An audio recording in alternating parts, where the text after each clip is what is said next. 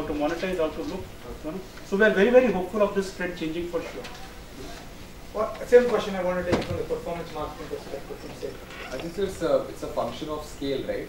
So it's about how many people does the media reach out to. So I think so internet is now reaching that kind of, digital is now reaching that kind of a tipping point where, let's say, television today reaches out to around 130, 140 satellite homes. That's something like that, right? And we're talking still 70 million internet. So I think so the percentage share of voice will be going to be a function of that. Having said from performance marketing, I think so digital has the biggest thing.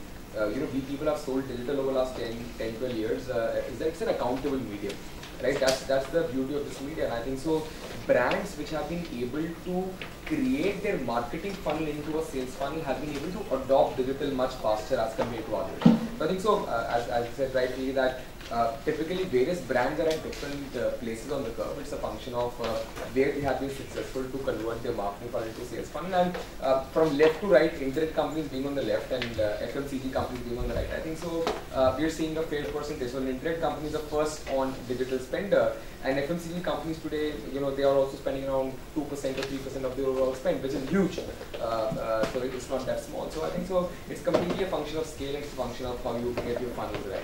And in the Indian context, what would you say are the best examples one can cite, which would persuade somebody who's not ready or is wondering about whether he should dive into? It's a function of category, right? To a degree. So to a degree, if I can say. So let's say an auto company wants test drive. It's simple, right? If there are more number of people who do test drives, go and walk into a showroom, experience the product, their propensity to get converted into a end car sale is higher, right? So now digital is able to do that. They are able to optimize the get spends to actually get them test drive delivered. So auto companies are not spending anything between 10 to 15%, and purely the reason why it's only 15% because digital has its limitation to consume more than that. So it's not that auto company can't give 100%. They could, right? But that's a function, right? There are people who are still buying a Spark or buying an Alto who do not have internet, and that's the reality. So I think so that's where the product and that's where the curve of performance marketing spends are. So I'm going to share a very specific example. If you look at something like Jet Airways, when did you last see the TV commercial? When did you last see a hoarding? 90% spend is on digital for Jet. So that's a great example to cite. Exactly. To people. That's why. The other thing is, because the medium is accountable, though we haven't hit the critical mass, we believe that when we hit the critical mass, we will hit it good. And the good would be really good. So because we're accountable already, unlike the other media, which always played on not being accountable. Yeah, next question. Yeah.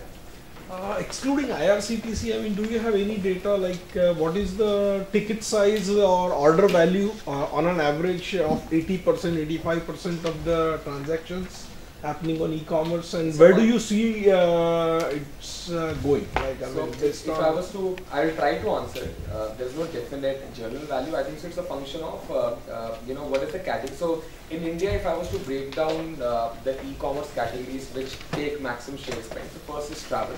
In travel, I think the average cart value is around 4,500 rupees. That's what the OTS sellers say. So I think some of the data Comscore put up, I think MNT around about $200, like an average transaction size. No, 100 के करीब इससे ज़्यादा नहीं. हाँ, ऐसे. So anyway, so travel is around that 5,000, 5,500, something like that, and that takes up and that contributes, I think, around 20,000 crores. 20,000 crores of e-commerce is that. The next largest categories are the Flipkarts or the commodity electronics category, the second largest category, which is operating at around 3,500 crores as of now. I think so. This is the second largest category. So that category, the average cart value is again at around 4,000. I think so. That's where the spectra basically split. The rest is too small. So the next largest category is fashion apparel, which is at around 1,800 crores, which is now sitting at around a cart value of 1,400, 1,200 rupees approximately. So I think that should give you a little fair idea on what the average cart values are. You want to add anything, Harish? Okay. So if you're looking at e-commerce, don't worry about the aggregate value because it would not make any sense to you. Because as I said, it's a category, it's the market and the timing of it. If you look at the entire year, there could be one big spike and then you have a shallow thingy. So you need to worry about a lot of specificity. So all this aggregated data, the industry specific data that you have, it's good to feel it, but you can't make a decision about how much of budget, how much of depth, how much of breadth that I could take it in, and that's comes in with the specificity that you look at. Remain true to business, right? Otherwise, let's say, I'll give an example more from not e-commerce, business.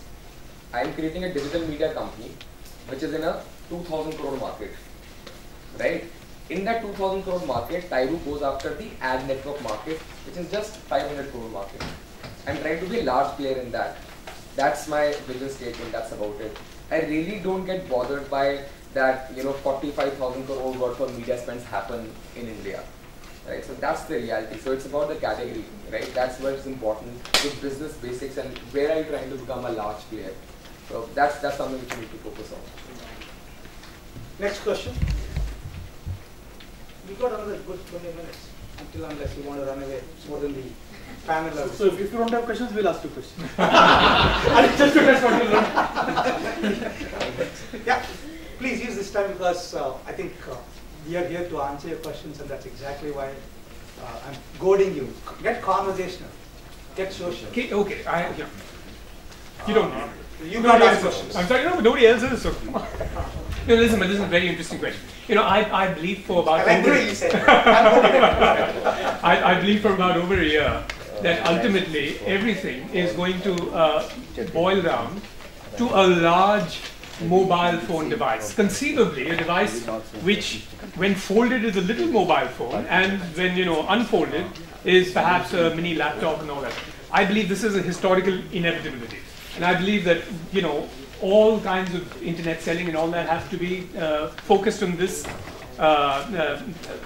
historical inevitability, which is already beginning to happen over the next 5, 6, 7 years. It will, actually. What would you say? Harish, you are the visionary here. Interesting question. Very interesting question. I got Absolutely, it's likely to happen. There is no doubt about it. So the instrument that you hold in your hand is no longer a phone. Phone is a misnomer. Okay, phone is like one of the 25 things it does. It's exactly your appliance to life, like a connected life. The growth of internet we are seeing in India actually is being driven by smartphones.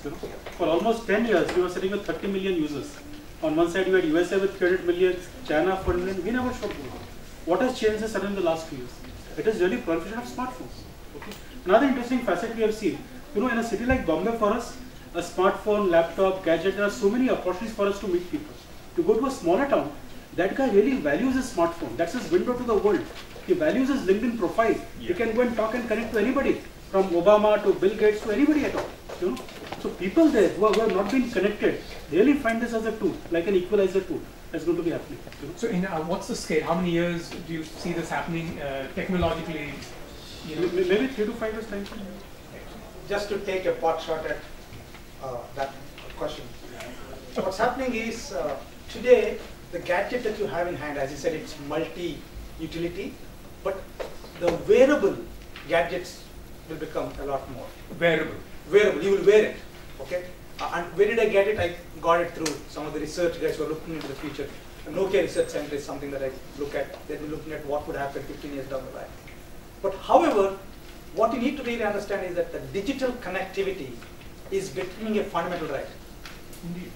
Because it's going to divide the world between haves and have-nots. If you have digital connectivity, you're completely empowered. You might not know anything about me. I'll give you 60 seconds. You will get to know what you want to know.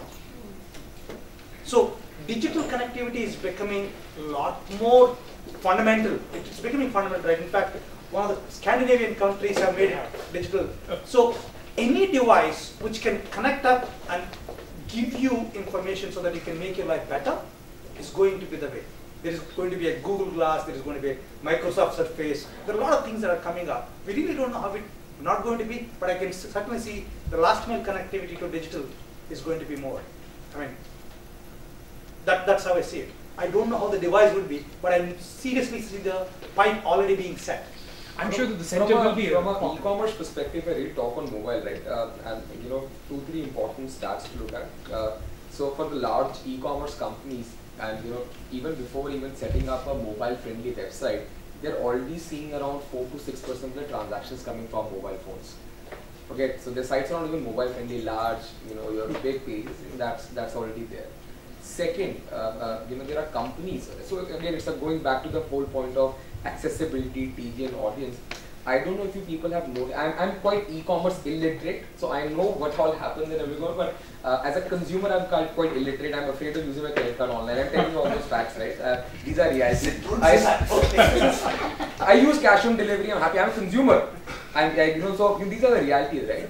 I still go to, so Airtel is a customer for us. We help them drive transactions, but I still get my recharges done through my office, through my driver. I go to the offline shop. So these are a few realities.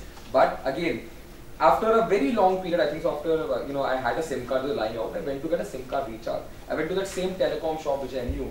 For the first time, he did not, take out a voucher or anything. He opened his mobile phone, and I could see that he opened a Paytm app, he recharged my phone, right? Now this guy, he doesn't even have a laptop. He used to run a chai ki dukaan, he started selling vouchers, and now he's doing Paytm on his mobile phone. That is the power of commerce, right? So I think so the fundamental question you need to ask is, all these things are enablers. You're creating a business. So Paytm is creating a business which enables such kind of transactions. People don't go to paytm.com. They do more amount of transactions through their mobile app.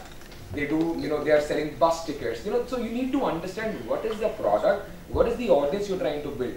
So I think so that's where the difference. He's first reach out to India. In India the problem, people don't even know they're using internet. Forget anything else for that matter.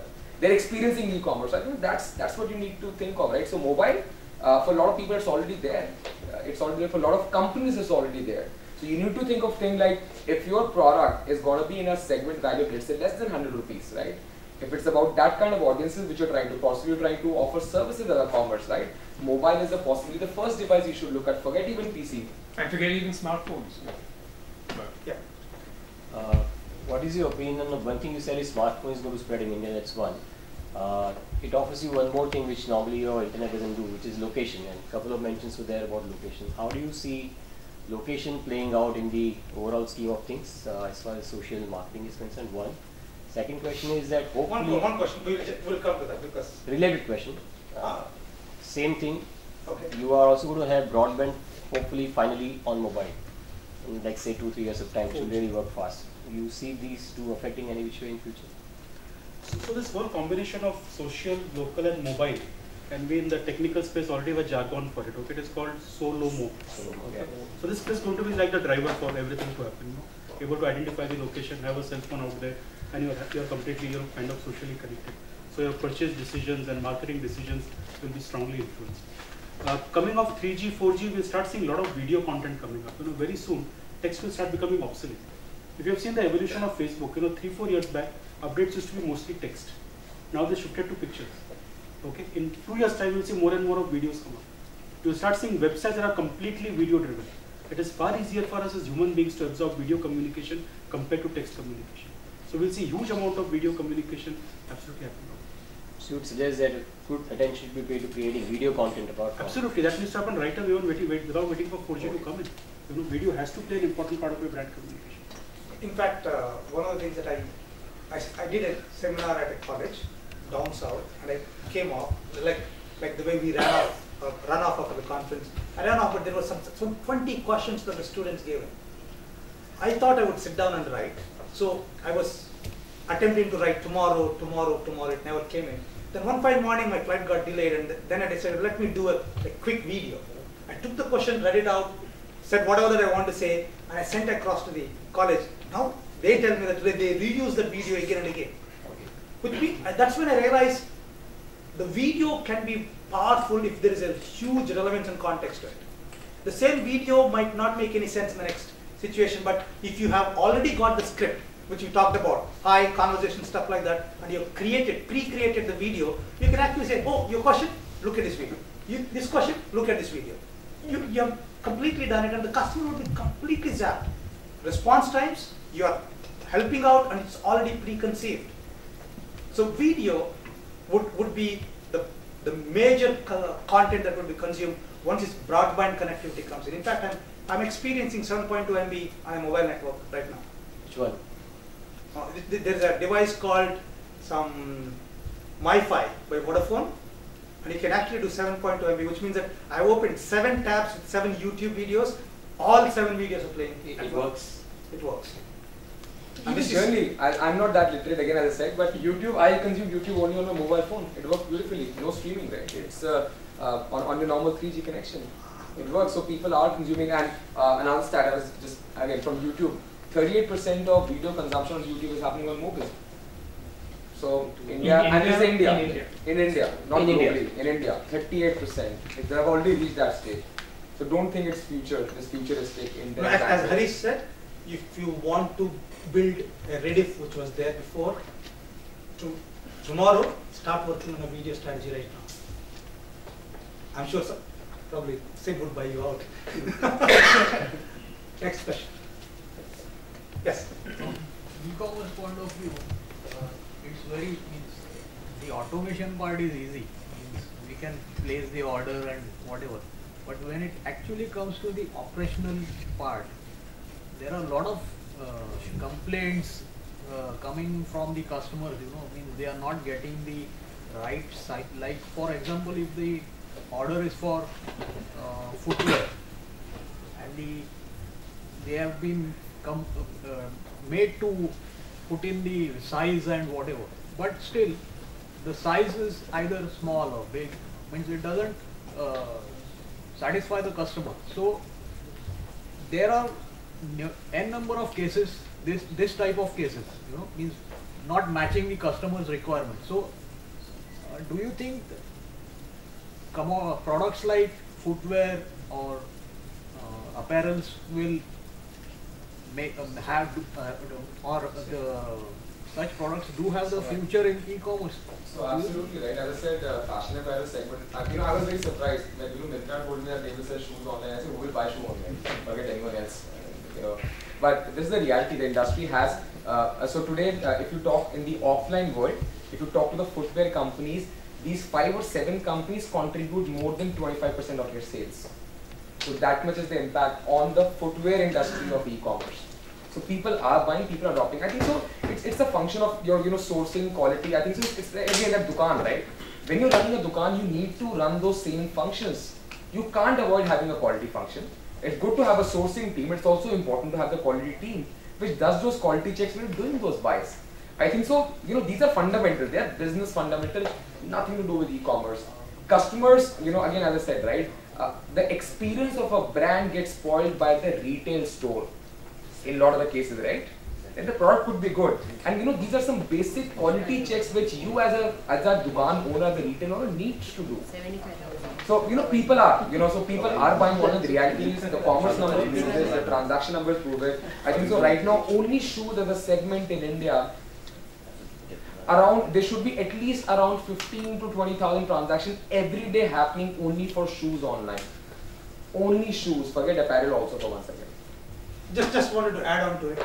So as Sid said, it's not e-commerce, it's the post e-commerce, which is the fulfillment part of it. If the customer has asked for 7 size and he wants it to be sent to Calgary, New Bombay, it goes in the time expected and the experience is good. Let's look at other one, IRCTC. When I book a ticket, if the ticket does not get confirmed, but my credit card gets,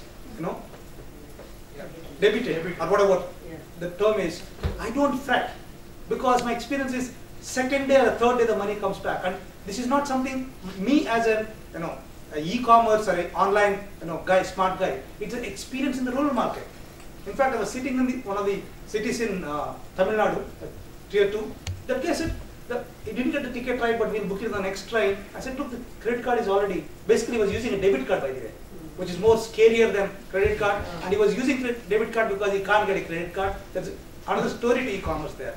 But he said, IRCTC will credit this to me, I have no problems, there is a reliability issue.